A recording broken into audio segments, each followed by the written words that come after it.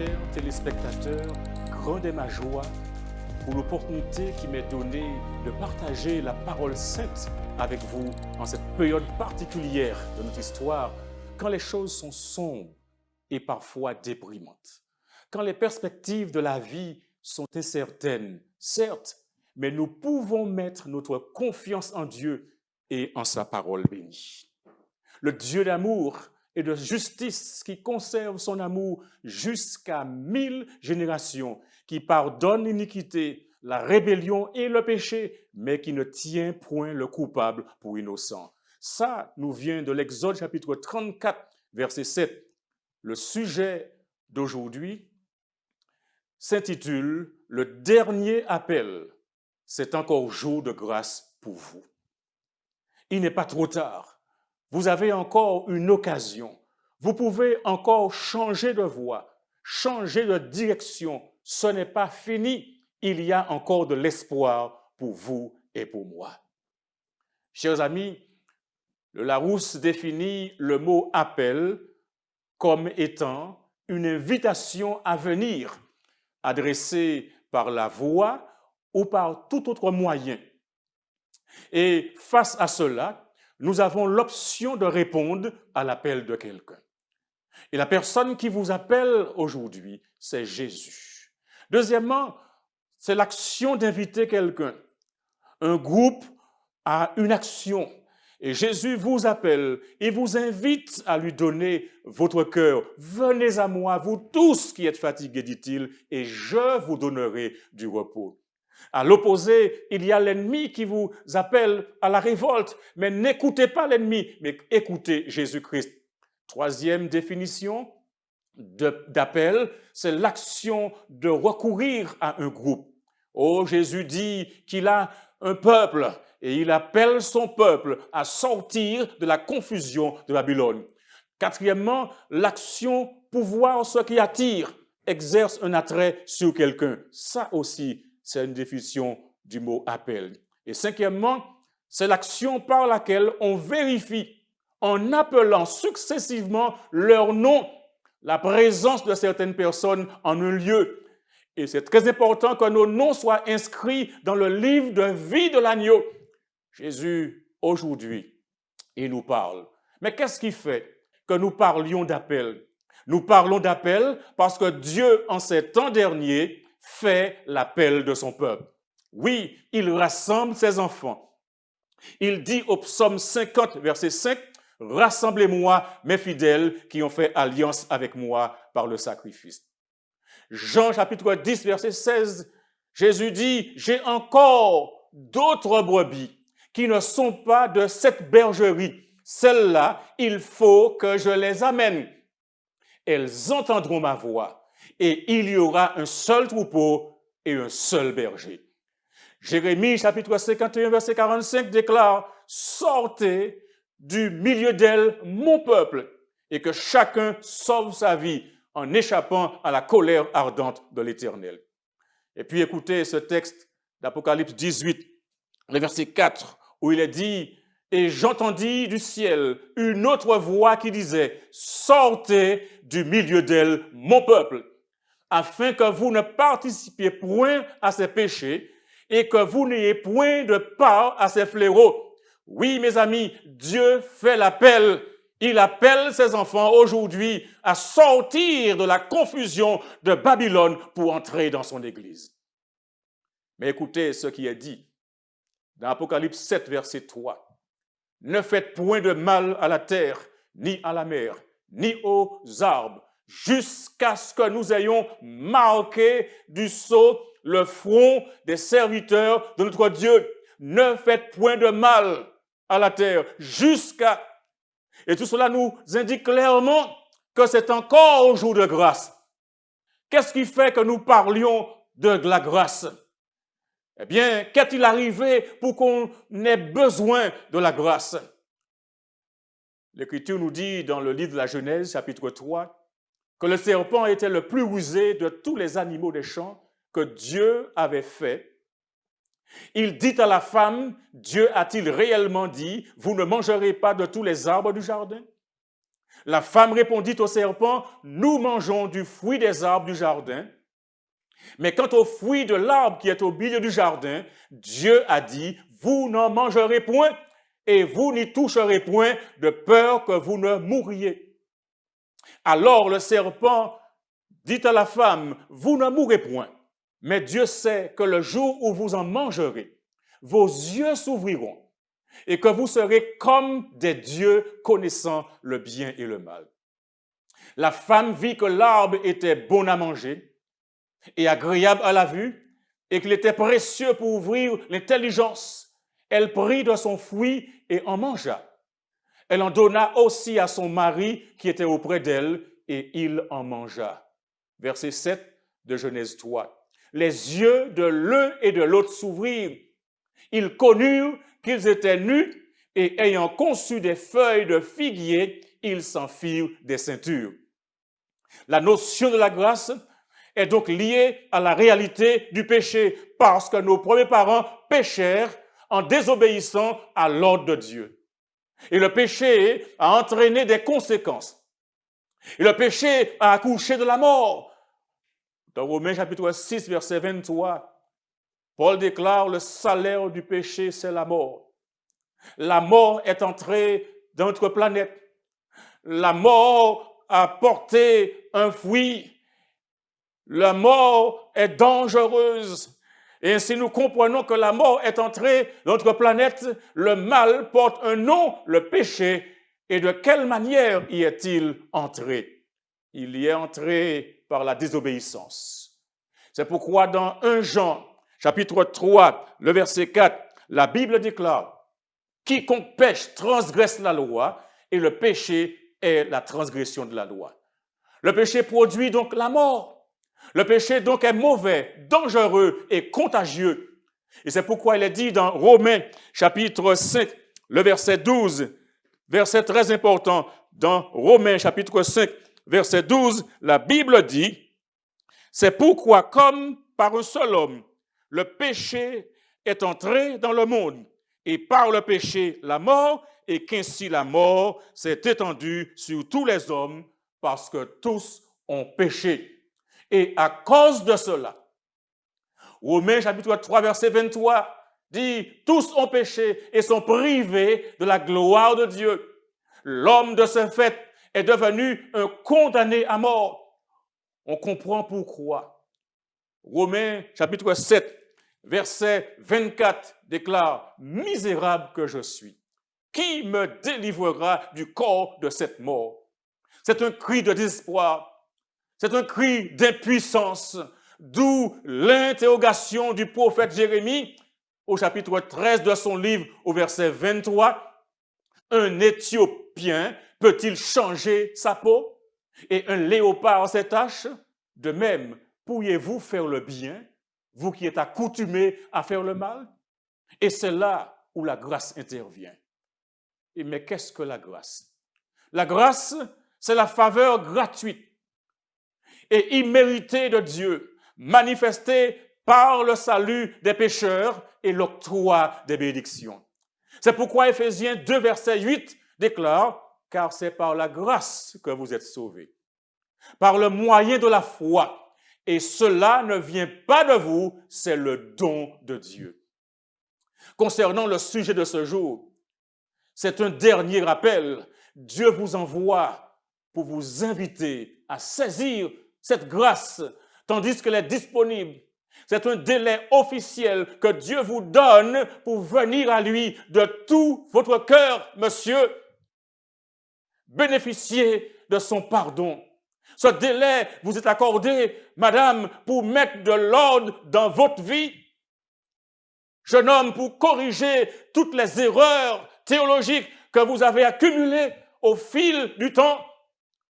Jeune fille, pour que vous cessiez toutes les pratiques religieuses et autres qui ne sont pas conformes à sa volonté, la volonté de Dieu, qui ne sont pas en phase avec son caractère. Le plan de Dieu est merveilleux. La grâce est encore disponible aujourd'hui. Et l'apôtre Paul, écrivant à Tite, au chapitre 2, verset 11, lui dit car la grâce de Dieu, source de salut pour tous les hommes, a été manifestée. Amen. Mais posons-nous la question, pendant combien de temps encore va-t-elle durer? Combien de temps reste-t-il? Il y a ici l'exposition de la problématique du temps. Mais pendant combien de temps encore va-t-elle durer? Que l'appel de Dieu retentira-t-il? Notons bien, il est question ici de encore. Cet adverbe nous dit, et c'est employé pour marquer la persistance de l'action ou d'un état. S'emploie pour marquer la répétition ou le renforcement. C'est encore jour de grâce pour toi, mon ami. Et l'appel de Dieu retentit à tes oreilles. Dieu t'appelle.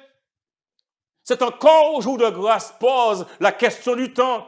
Le temps qui passe, le temps qui s'écoule, le temps qui s'envole, le temps perdu, le temps gaspillé.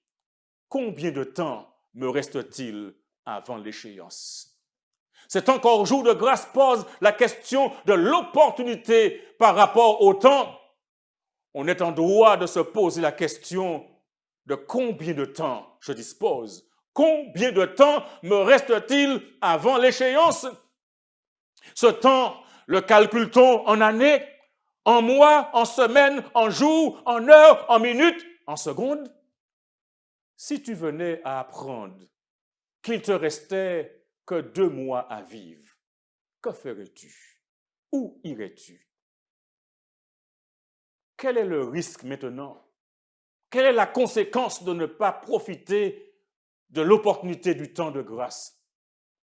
Attention, dans le contexte du repos, Hébreux chapitre 4, verset 1 déclare « Craignons donc, tandis que la promesse d'entrer dans son repos subsiste encore, qu'aucun de vous ne paraisse être venu trop tard. » Prêtez attention au sabbat de l'Éternel. Personne ne sait quand s'achèvera la période probatoire. Dieu ne nous a pas révélé quand ce message cessera d'être proclamé ou quand le temps de probation s'achèvera. Les choses qui nous sont révélées, nous devons les accepter pour nous et pour nos enfants. Mais ne cherchons pas à savoir ce qui a été tenu secret dans les conseils du Tout-Puissant. Quel risque court-on à ne pas prêter attention à l'appel du Seigneur et par extrapolation à ne pas profiter de l'opportunité du temps de grâce? Écoutez ces paroles solennelles émanant des lèvres de l'Ecclésiaste dans Proverbes chapitre 1, verset 24. « Puisque j'appelle, dit l'Éternel, et que vous résistez, puisque j'étends ma main et que personne n'y prend garde, puisque vous rejetez tous mes conseils et que vous n'aimez pas mes réprimandes, moi aussi, je rirai quand vous serez dans le malheur. Je me moquerai quand la terreur vous saisira. Quand la terreur vous saisira comme une tempête et que le malheur vous enveloppera comme un tourbillon, quand la détresse et l'angoisse fondront sur vous, alors ils m'appelleront et je ne répondrai pas. Ils me chercheront et ils ne me trouveront pas, parce qu'ils ont haï la science et qu'ils n'ont pas choisi la crainte de l'Éternel, parce qu'ils n'ont point aimé mes conseils et qu'ils ont dédaigné toutes mes réprimandes. Ils se nourriront du fruit de leur voix et ils se rassasieront de leurs propres conseils, car la résistance des stupides les tue et la sécurité des insensés les perd. Mais écoutez cette parole, mes amis. Celui qui m'écoute reposera avec assurance. Il vivra tranquille et sans craindre aucun mal. Alors écoutez la parole de l'Éternel. La vérité est que la grâce, elle aussi, évolue dans un temps. Au psaume 95, verset 7, la Bible déclare « Car il est notre Dieu, et nous sommes le peuple de son pâturage, le troupeau que sa main conduit.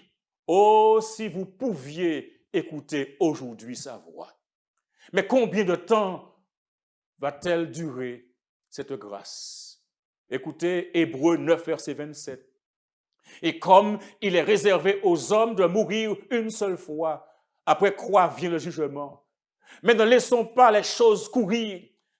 Ne soyons pas négligents, mais soyons prévenants, prévoyants. Laissons une chance à Dieu dans notre vie, ce Dieu qui nous appelle, en sorte que nous ne puissions pas dire à la fin de nos jours, comme cela est précisé dans Jérémie 8, verset 20, où il est dit, la moisson est passée, l'été est fini et nous ne sommes pas sauvés. Quelle parole de découragement, quelle parole de désespoir. La moisson est passée, l'été est fini et nous ne sommes pas sauvés parce que nous n'avons pas écouté la parole de Dieu. Combien de temps reste-t-il? Combien de temps te reste-t-il, monsieur? Combien de temps te reste-t-il, madame, jeune homme, jeune fille? Réfléchissons à l'estimation pronostique dans le contexte des soins palliatifs. L'estimation pronostique est importante. Pourquoi? Parce qu'elle permet de préparer la transition du patient des soins curatifs aux soins palliatifs. Parce qu'elle permet de vérifier l'admissibilité du patient à des programmes ou à des ressources d'accompagnement de fin de vie. Parce qu'elle permet aux patients ou au personnel soignant de prendre des décisions éclairées quant au traitement ou aux soins. Oui, l'estimation pronostique est importante parce qu'elle permet aux patients de prendre ses dernières dispositions. Elle permet aux proches de vivre le plus harmonieusement possible la fin de la vie d'un être cher. Oh, cela est important. Nous avons des dispositions à prendre. Ainsi, il est important que nous fassions l'estimation pronostique de notre vie, car la tempête approche. La jeunesse devrait rechercher Dieu avec ardeur. La tempête approche et il s'agit de se mettre à l'abri par la repentance envers Dieu et la foi au Seigneur Jésus-Christ. Le Seigneur va se lever pour secouer la terre avec fureur. Il y aura de l'agitation de tous côtés. Des milliers de bateaux seront précipités au fond des mers. Des navires de guerre seront submergés. Des millions de vies humaines seront sacrifiées. Des incendies éclateront soudainement qu'aucun effort humain ne pourra éteindre. Les plus beaux palais seront consumés par les flammes. Les désastres de chemin de fer deviennent de plus en plus fréquents car les grandes routes du commerce, il y aura de la confusion sur ces routes, des collisions entraînant des morts instantanées. Oh mes amis, la fin est proche, le temps de grâce est sur le point d'expirer. Cherchons Dieu tandis qu'il se trouve, invoquons-le tandis qu'il est prêt. Le prophète Sophonie déclare au chapitre 2 de son livre, verset 3, « Cherchez l'Éternel, vous tous humbles du pays qui pratiquez ses ordonnances, recherchez la justice, recherchez l'humilité, peut-être serez-vous épargnés au jour de la colère de Dieu. » Oh mon ami, c'est encore jour de grâce pour toi, pauvre pécheur. Saisis l'instant qui passe pour venir au Sauveur. Sur la croix du calvaire, il porta tes péchés. Oh, viens à lui, mon frère, pour être libéré. Sa grâce incomparable voudrait ouvrir le ciel et donner aux coupables le bonheur éternel. Viens donc à l'instant même, viens t'enrôler sous la croix de cet ami suprême de Jésus, roi des rois. Si l'ennemi te tente, oh, ne l'écoute pas. De sa voix séduisante, refuse les appâts. Viens, plein de confiance, te donner au Sauveur. Tu verras sa puissance régénérer ton cœur. Jésus te réclame, mon ami. Il t'appelle tendrement. Il veut sauver ton âme de l'enfer, des tourments, échanger ta misère, effacer tes péchés, mettre en toi la lumière d'un de ses rachetés. Nul ne sait si demain tu ne prendras la route qui marque ton destin. Avant que l'heure sonne ou ce sera trop tard, alors mon ami, prends le salut qu'il te donne. Prends le salut, prends Jésus pour ta part. Mon ami, entends-tu? Jésus t'appelle, viens au pécheur, il t'attend. À cette heure, il t'appelle. À cette voix si fidèle, tu résistas trop souvent. Mais aujourd'hui, mon ami, laisse entrer le roi de gloire. Ouvre ton cœur à Jésus. Laisse entrer le roi de gloire. Hâte-toi, ne tarde plus. Jésus frappe. Il frappe encore. Ouvre à ton libérateur. Et pour toi, il y aura l'aurore du véritable bonheur. Aujourd'hui, c'est jour de grâce. Ne compte pas sur demain. Pendant que ton Sauveur passe, saisis sa puissante main. Oui, mon ami, laisse entrer le roi de gloire. Ouvre ton cœur à Jésus. Hâte-toi, ne tarde plus. Ne tarde plus, mais viens. Jésus t'appelle. Il t'appelle aujourd'hui. Trop longtemps tu fus rebelle, mais aujourd'hui viens à lui. Jésus t'aime. Jésus t'aime, mon ami. Il t'aime aujourd'hui, malgré ta misère extrême. Aujourd'hui, viens à lui. Il te pardonne. Aujourd'hui même, reçois le salut qu'il te donne. Aujourd'hui, mon ami, viens à Jésus. Il y aura un baptême pour tous ceux qui, de leur plein gré, acceptent l'offre du salut de Christ.